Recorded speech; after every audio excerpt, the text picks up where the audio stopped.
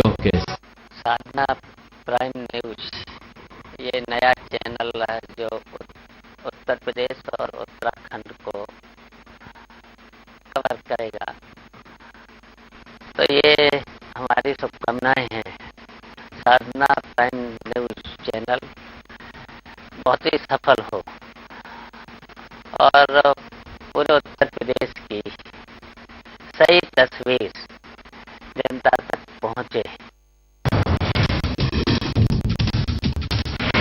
सूबे के सबसे बड़े भूमि घोटाले की पुलिस ने शुरू की जांच। पुलिस ने 2 कंपनियों के खिलाफ दर्ज किया केस। आईजी गढ़वाल ने कहा 1 हफ्ते में एसआईटी करेगी खुलासा। सीएम हरीश रावत ने देहरादून में किया योगा पार्क का उद्घाटन। राजनेताओं और पुलिस को दी नियमित योग करने की सलाह। 4 अर्धकुंभ के साथ ऋषिकेश में होगा योगा कुंभ। हरिद्वार में होने वाले अर्धकुंभ को लेकर जारी है सियासत। सीएम हरीश रावत ने केंद्र सरकार पर कसा तंज। कहा केंद्र से मांगे 1000 करोड़ लेकिन मिलेंगे 150 से 200 करोड़। विधानसभा चुनाव को लेकर बीजेपी कांग्रेस ने कसी कमर। बीजेपी ने बूथ लेवल कार्यकर्ताओं को जोड़ने का किया शुरू काम, तो कांग्रेस ने चुनाव की रूपरेखा तैयार करने की शुरू।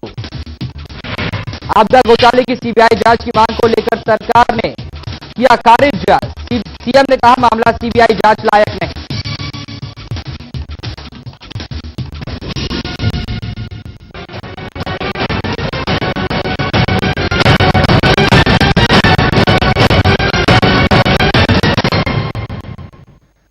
साधना प्राइम में आपका स्वागत है। नमस्कार, मैं हूं अजितेश मिश्रा, हाजिर हूं उत्तराखंड स्पेशल के साथ। आज के शो में हम करने जा रहे हैं एक बहुत ही बड़ा खुलासा। हसीन वादियों के लिए अपनी अलग पहचान रखने वाले देहरादून को भी भू माफियाओं और बिल्डरों ने नहीं बख्शा है। यहां करीब 6000 करोड़ की बेशकीमती जमीन का फर्जीवाड़ा सामने आया है। साधना प्राइम उस फर्जीवाड़े का राज खोलने जा रहा है, तो जुड़े रहिए हमारे साथ और देखते रहिए हमारा खास कार्यक्रम सबसे बड़ा भूमि घोटाला।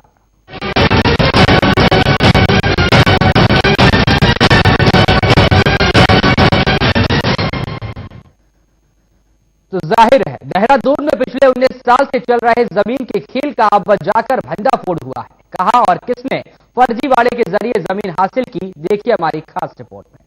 हसीन वादियों में जमीन का खेल सामने आया। हजारों करोड़ का फर्जीवाड़ा 19 साल बाद जाकर खुला राज।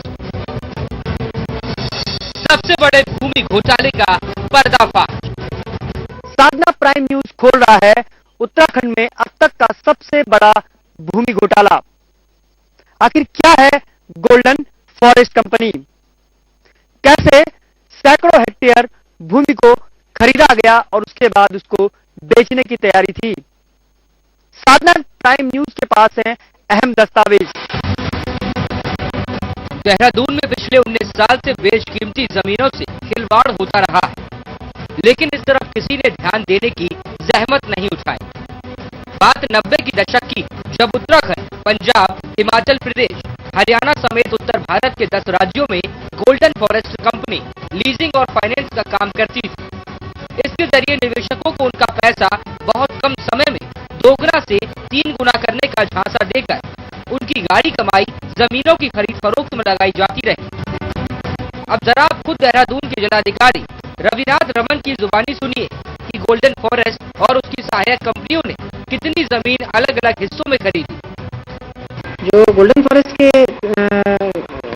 नाम से जो भी एक कंपनी ने भूमि उस समय खरीदे थे, उन भूमि में कोई सरकार से परमिशन लिए बगैर सीलिंग से अधिक जाकर भूमि खरीदी गई थी। जो उस समय जो तत्कालीन परगनाधिकारी थे, उन्होंने इसमें पाया था कि जो कथित कंपनी है, इन्होंने इनके और इनके कुछ सिस्टर कंसर्न कंपनीज के नाम से कई सारी भूमि यहाँ पे खरीदी थी, जिसमें राज्य सरकार की परमिशन नहीं थी। अब आप जरा चालन गांव की तस्वीरों को देखिए, जिनकी खूबसूरती देखते ही बनती है यहाँ से पूरे देहरादून का दीदार किया जा सकता है। लेकिन यहाँ की जमीन भी भू माफियाओं की नजर से नहीं बच सकी। देहरादून के सबसे महंगे इस इलाके में करीब 250 बीघा जमीन को भू माफियाओं ने खुर्द-बुर्द कर दिया, जिसकी बाजार कीमत 250 से 300 करोड़ रुपए है। सचिवालय से महज 10 किलोमीटर की दूरी पर मौजूद चालन गांव में 1994 से 95 में गोल्डन फॉरेस्ट की सहायक कंपनी उत्तरांचल रियल एस्टेट और एल्पिक एसोसिएट ने सैकड़ों बीघा जमीन खरीदी।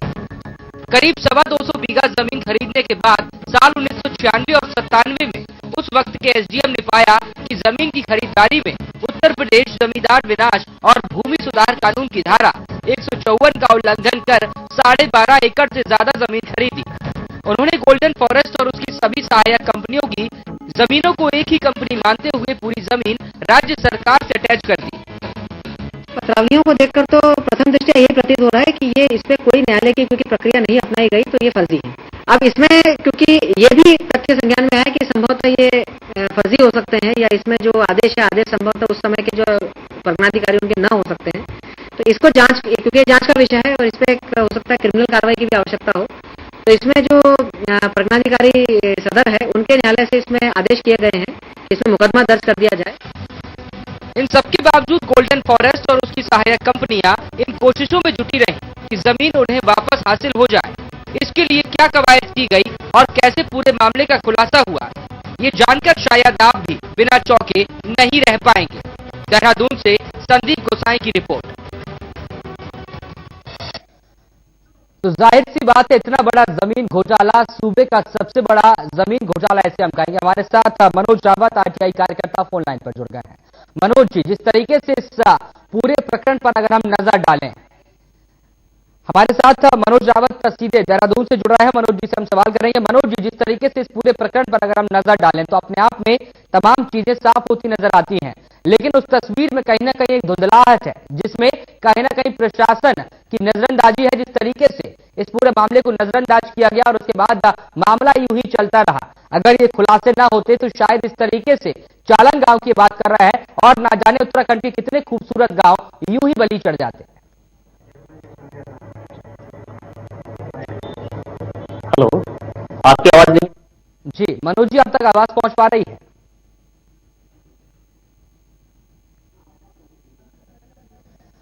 जी मनोज जी, मेरा सवाल आपसे यह है कि जिस तरीके से अगर हम इस पूरे प्रकरण पर नजर डालें तो मामला साफ नजर आता है, लापरवाही के साथ साथ एक बड़ी धांधली नजर आती है, लेकिन इस बीच यहां पर सवाल यह भी उठता है कि आखिरकार अगर इस मामले पर किसी की नजर ना डालते तो फिर शायद उत्तराखंड की और भी खूबसूरत जो जमीनें हैं उन पर भी इन तमाम कंपनियों की नजर जाती ही जाती।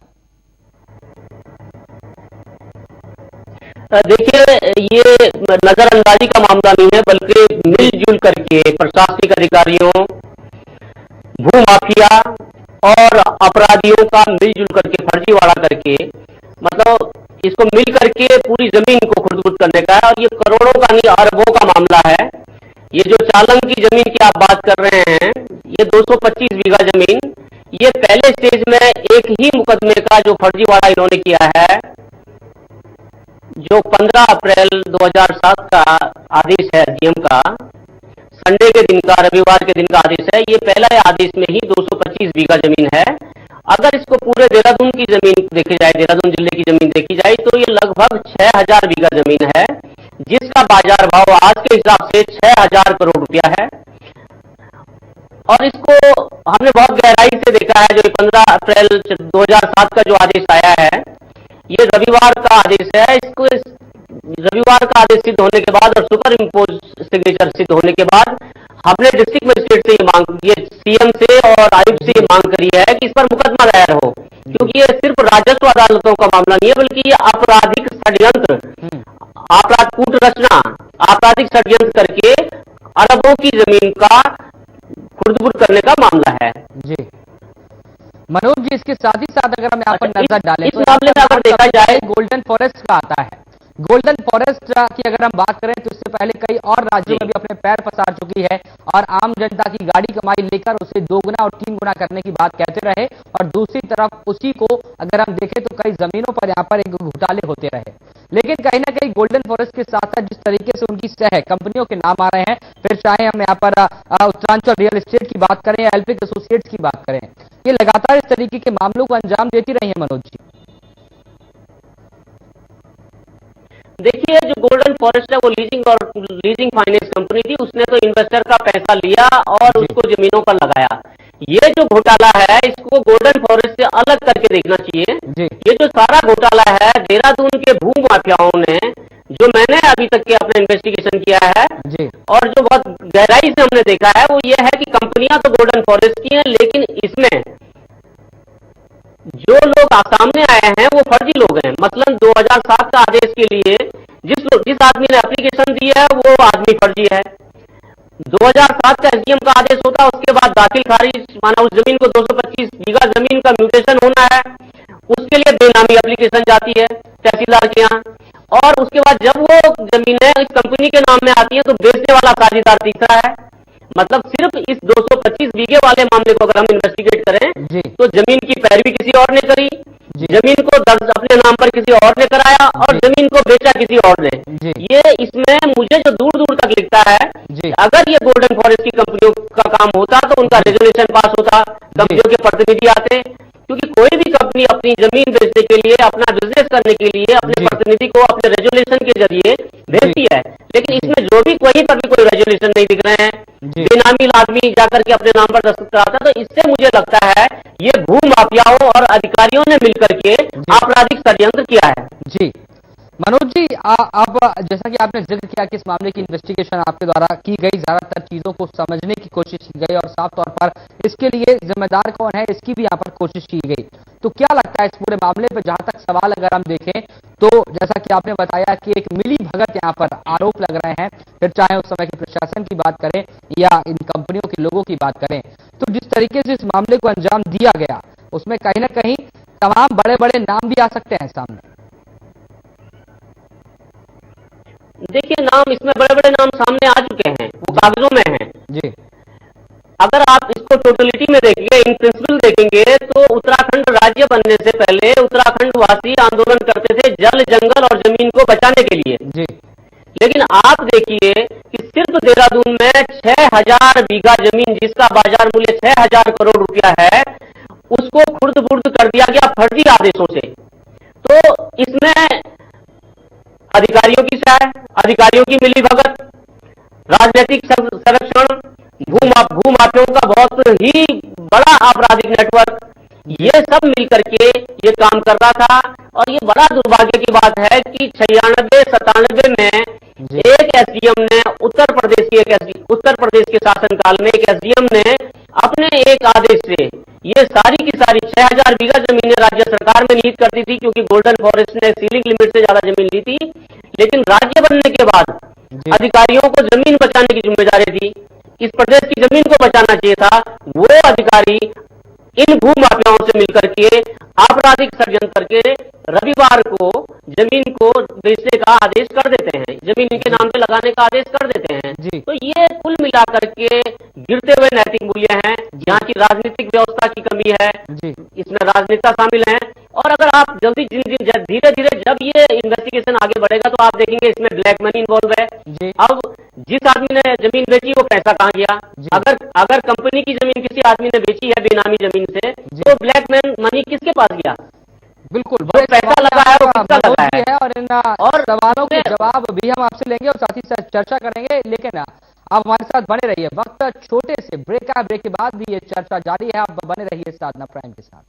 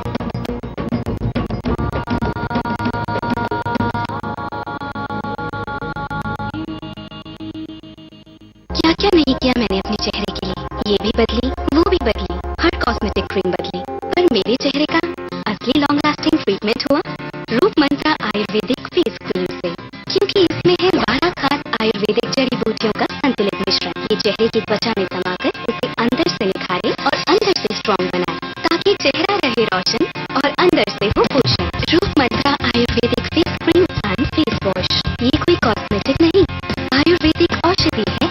सूरज होगा छाँव के पीछे, खुशियाँ होंगी पाँव के नीचे।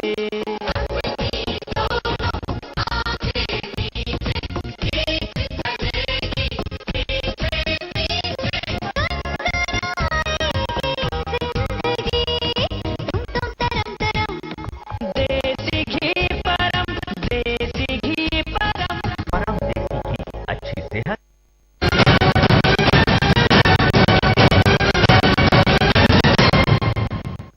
ब्रेक के बाद आपका स्वागत है। आप देख रहे हैं हमारी खास पेशकश सबसे बड़ा भूमि घोटाला। तो ये चालंग गांव की 255 बीघा जमीन का मामला है, लेकिन गोल्डन फॉरेस्ट और उसकी सहायक कंपनियों ने कुल 504 हेक्टेयर यानी कि करीब 6000 बीघा जमीन के मामले में फर्जीवाड़ा किया है। खास बात यह है कि 19 साल से चल रहे इस खेल का अब जाकर पर्दाफाश भी हुआ। तो आरटीआई के जरिए देखिए पूरा मामला।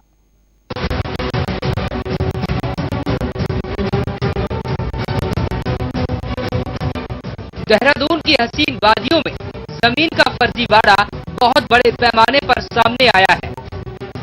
यूपी जमींदारी विनाश और भूमि सुधार एक्ट के तहत जब गोल्डन फॉरेस्ट और उसकी सहायक कंपनियों की 504 हेक्टेयर यानी करीब 6000 बीघा जमीन 1996 और 97 में राज्य सरकार से अटैच कर दी गई, तो फिर कंपनियों ने राजस्व परिषद से लेकर हाईकोर्ट और सुप्रीम कोर्ट तक में वाद दायर कर दिया। 2007 में कंपनियों ने एक ऐसा आदेश एसडीएम कोर्ट के जरिए कराया जिसमें फर्जी तरीके से ये साफ आदेश था कि चालंग गांव की करीब 225 बीघा जमीन उन्हीं कंपनियों को दे दी जाए। गोल्डन फॉरेस्ट ने 90 के दशक में देहरादून ही नहीं बल्कि उत्तराखंड के कई जिलों में जमीनें खरीदनी शुरू की। जमीनें एक एक करके चुनी गई और उसमें बड़ी संख्या में हजारों निवेशकों ने अपना पैसा भी डाला। बात अगर चालंग गांव की करें तो ये सामने चालंग गांव है, इस तरफ सहस्त्रधारा है, ये जो सामने है इससे आगे सहस्त्रधारा जो पिकनिक स्पॉट है वो स्थित है। ठीक नीचे जहां पर काम चल रहा है अंतर्राष्ट्रीय स्तर के कई प्रोजेक्ट हैं, कई पाइपलाइन में भी हैं जो इस समय चालंग गांव के आसपास शुरू करने जा रहे हैं या कर रहे हैं। ये तमाम जो बड़े हाउसिंग प्रोजेक्ट हैं जिनको कहा जा रहा है कि वर्ल्ड क्लास हाउसिंग प्रोजेक्ट हैं। अपने आप में भी ये पूरा इलाका बहुत खूबसूरत है, बहुत पूरी दून वैली यहाँ से दिखाई दे रही है। आप खुद भी देख सकते हैं कि कितना खूबसूरत यहाँ से पूरा दून जो है वो दिखाई दे रहा है, बेहद ही खूबसूरत।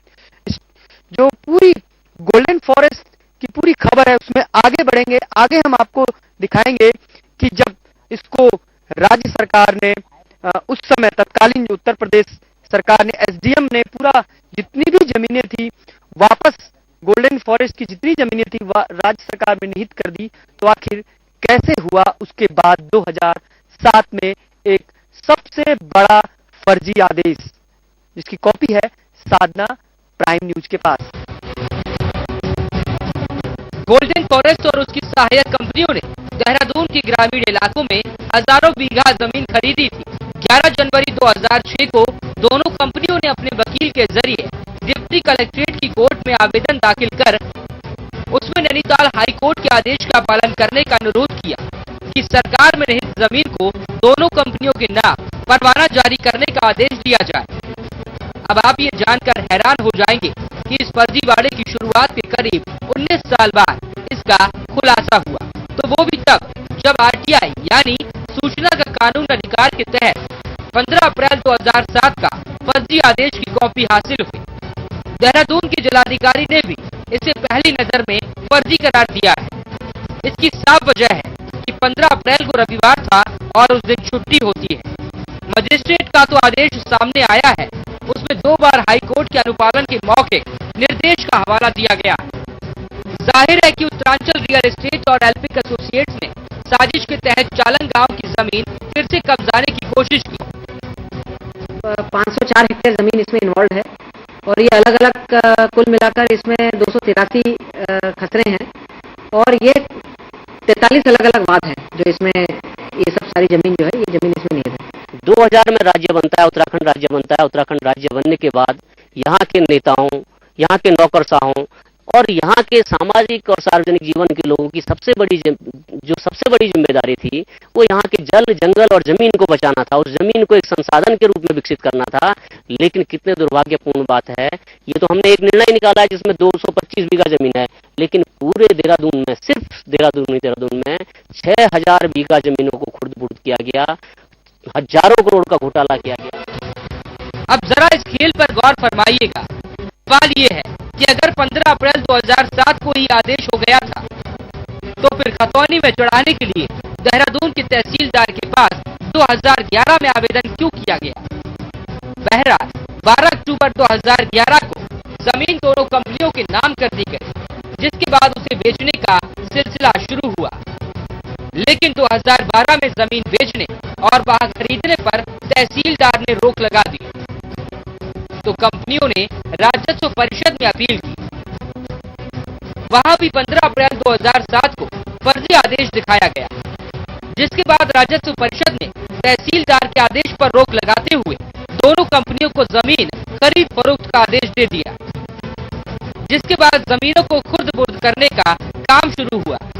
चालन गांव में ही अंतर्राष्ट्रीय स्तर के बड़े प्रोजेक्ट में भी गोल्डन फॉरेस्ट और उसकी सहायक कंपनियों की कई बीघा जमीन है, जिसकी जांच की बात भी जिलाधिकारी कर रहे हैं। फिलहाल गोल्डन फॉरेस्ट और उससे जुड़ी कंपनियों की जमीन की खरीद फरोख्त पर रोक लगी है।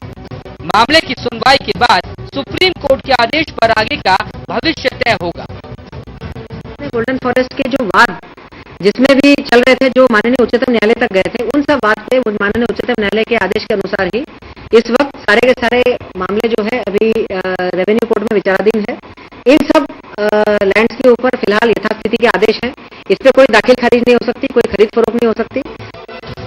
भू माफिया और बड़े बिल्डर सरकारी और ग्राम सभा की जमीनों को तो खुर्द-बुर्द कर ही रहे हैं। उनकी नजर गोल्डन फॉरेस्ट की बेशकीमती जमीनों पर भी है। आरटीआई से अगर मामले का खुलासा नहीं होता तो शायद बिल्डर अपने मकसद में कामयाब भी हो गए होते। गोल्डन फॉरेस्ट की देहरादून में 6000 बीघा जमीनें हैं। ये मामला एक मामला है और ऐसी कई कंपनियों ने यहाँ इन्वेस्ट किया था। अभी पर्ल ग्रुप ऑफ कंपनीज का मामला आ रहा है, उसमें भी हजारों बीघा जमीनें हैं। ऐसे कई जमीनें देहरादून की खुर्द-बुर्द करके, बेनामी ढंग से, बेमानी करके, फर्जीवाड़ा करके, नाम किसी और की, जमीन किसी और की, कहीं किसी को बेच दिया। सूत्रों की माने तो इस हाई प्रोफाइल मामले में बड़े राजनेता से लेकर नौकरशाह और भू माफियाओं का गठजोड़ है। बहरहाल जिलाधिकारी के निर्देश पर इस बड़े फर्जीवाड़े के खिलाफ नगर कोतवाली में मामला दर्ज होने के बाद जांच शुरू हो चुकी है। जिलाधिकारी के मुताबिक गोल्डन फॉरेस्ट और उसकी सहायक कंपनियों के सभी वाद जिलाधिकारी कोर्ट में फास्ट ट्रैक के आधार पर सुने जाएंगे। लेकिन जमीन के इस गड़बड़ झाले का जाल जिस तरह देहरादून समेत हरिद्वार, नैनीताल, ऊधम सिंह नगर सहित पूरे उत्तराखंड में फैला हुआ है, उसको लेकर सबसे बड़ा सवाल ये है कि क्या वाकई गुनाहगारों को उनके किए की सजा मिलेगी। गोल्डन फॉरेस्ट और उसकी सहायक कंपनियों का पूरा फर्जीवाड़ा आपने देखा। आगे भी आपको हम कई और बड़े खुलासे दिखाएंगे कि कैसे जमीनों को पूरे देहरादून में और पूरे उत्तराखंड में बड़े भूमाफिया और बड़े बिल्डर खुर्द-बुर्द कर रहे हैं और सरकार केवल बस देख रही है। अधिकारियों, बड़े नौकरशाहों और राजनेताओं का पूरा नेक्सस इसमें काम कर रहा है। अपने सहयोगी कैमरामैन अंजीत के साथ संदीप गुसाई, साधना प्राइम न्यूज, देहरादून। हमारे साथ मनोज रावत आरटीआई कार्यकर्ता देहरादून से लगातार बने हुए, उनके पास सीधा चलेंगे। मनोज जी, जिस तरीके से अगर हम इस पूरे प्रकरण को देखें तो 6000 बीघा जमीन जो कि 1996 और 97 में राज्य सरकार से अटैच कर दी जाए, इस तरीके का आदेश होता है। और उसके बाद अगर हम देखें तो 2007 में कंपनी एक ऐसा आदेश लेकर आती है एसडीएम के जरिए। मनोज जी, आप हमारे साथ बने रहिए। हमारे साथ डॉक्टर राजेश शर्मा, अपर मुख्य सचिव, फोन लाइन पर जुड़ गए हैं। राजेश जी, इस पूरे मामले को अगर हम देखें, जिस तरीके से ये गोल्डन फॉरेस्ट और उसकी सह कंपनियों द्वारा जमीन घोटाले का मामला सामने आ रहा है, उस पर फिलहाल किस तरीके की कार्रवाई होती नजर आ रही है और अपने आप में काफी बड़ा मामला सामने आता है? देखिए, ऐसा है कि जो गोल्डन फॉरेस्ट का जो पूरा जो इशू है, क्योंकि ये सुप्रीम कोर्ट तक गया, फिर सुप्रीम कोर्ट ने केसेस सारे जो है वापस उत्तराखंड भेज दिए। तो हमने ये निर्णय लिया है as a chairman board of revenue, मैंने ये अपना अभी आदेश जारी किया है कि जितने भी केसेस हैं जिलाधिकारी देहरादून को हमने सेटलमेंट कमिश्नर घोषित कर दिया है। क्योंकि ये मामले सब घूम रहे थे, कभी एसडीएम के कोर्ट में, कभी किसी कोर्ट में, और कोई इस पर निर्णय लेने के लिए तैयार नहीं था। तो अब हमने जिलाधिकारी को सेटलमेंट कमिश्नर बना दिया है। सारे मामले जो है अब उनके पास आएंगे और वो एक ही सिंगल विंडो के सिस्टम में जो है सबकी हियरिंग करेंगे एक एक करके, और एक रूपता से जो है जो मेरिट्स होंगी उसके आधार पर, गुणदोष के आधार पर उनको निर्णय करेंगे, ताकि एक कॉमन आदमी को भी जो है रिलीफ मिले और जो लोग इसकी आड़ में गलत काम कर रहे हैं उनके ऊपर भी इनको चलाया जाए। राकेश जी, साथ ही साथ इस पूरे मामले को अगर हम देखें, जिस समय का ये मामला है उसके बाद सबसे ज्यादा यहाँ पर प्रश्न जो खड़ा हो रहा है कि जिस तरीके से उस समय के अधिकारी और तमाम जो भू माफिया मिलकर जिस तरीके से इस काम को अंजाम दिया गया, तो ऐसे में जो जांच पड़ताल आज की जाएगी उसे किस तरीके से करने की कोशिश की जाएगी कि किसी भी तरह से इसमें कोई मोड़ ना आए, या फिर अगर हम देखें कोई भी रुकावट ना आए। देखिए, इसमें चूंकि अब हमने अब सेटलमेंट कमिश्नर जिलाधिकारी देहरादून को बना दिया है, तो नंबर 1 ये मामला अब एक ही लेवल पे होगा, जगह पे घूमेगा नहीं, और इनके निर्णय से जो असंतुष्ट होगा वो कमिश्नर के लेवल पे जाएगा, पहली अपील होगी, और सेकंड अपील जो है वो चेयरमैन बोर्ड ऑफ रेवेन्यू के लेवल पे होगी। तो 2 अपील में मामला खत्म हो जाएगा। उसके बाद भी अगर कोई आदमी संतुष्ट नहीं होता तो हाईकोर्ट, और हाईकोर्ट से सुप्रीम कोर्ट जाने को स्वतंत्र है। और जो सुप्रीम कोर्ट के जो माननीय उच्चतम न्यायालय के जो आदेश है उनके पालन में हमने एक प्रक्रिया बना दी है, जिससे कि ये लोगों को भटकना नहीं पड़ेगा। एक ही स्टेज पे जो है पहले जिलाधिकारी बात को पूरी सुन ले एज ए सेटलमेंट कमिश्नर, अपनी वर्डिंग दे उसमें, क्योंकि वो मौके के आदमी है, उनको पूरा आइडिया भी है, वो चाहे तो मौका जाकर सत्यापन भी कर सकते हैं, बात को सुन भी सकते हैं। ये क्वाज़ी जुडिशियल प्रोसीडिंग है, कोई ऐसा जुडिशियल प्रोसीडिंग नहीं है। Collector has the right to go even to a site and see ये लोग क्या बात कर रहे हैं। बिल्कुल, शुक्रिया राकेश जी, बहुत बहुत शुक्रिया आपका हमसे जुड़ने के लिए। हमारे साथ मनोज रावत आरटीआई कार्यकर्ता लगातार देहरादून से बने हुए हैं। मनोज जी, आपके पास वापस आते हैं और आपसे समझना चाहते हैं कि 2007 में जिस तरीके से ये कंपनियां एक ऐसा आदेश एसडीएम कोर्ट से लेकर आई जिसमें कहा गया कि इन कंपनियों को ये जमीन सौंप दी जाए, और ये फर्जी आदेश भी दिया जा रहा है, कैसे?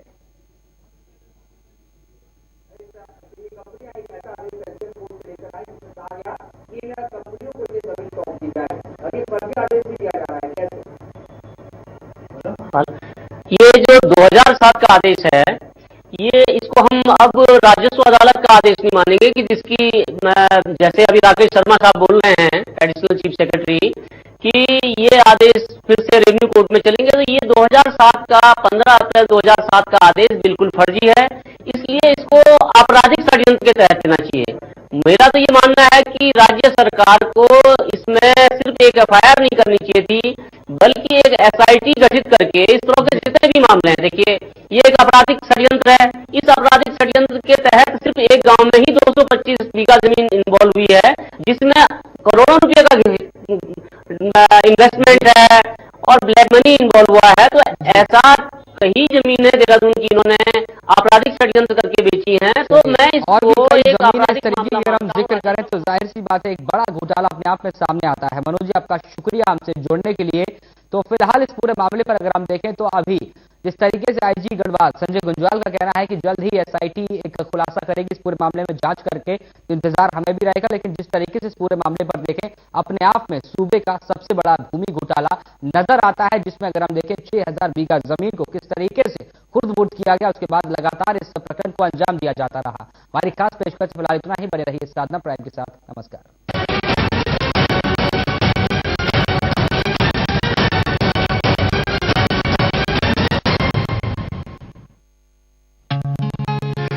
आपके साथ भी ऐसा हुआ है? ग्राहक होने के नाते धोखा?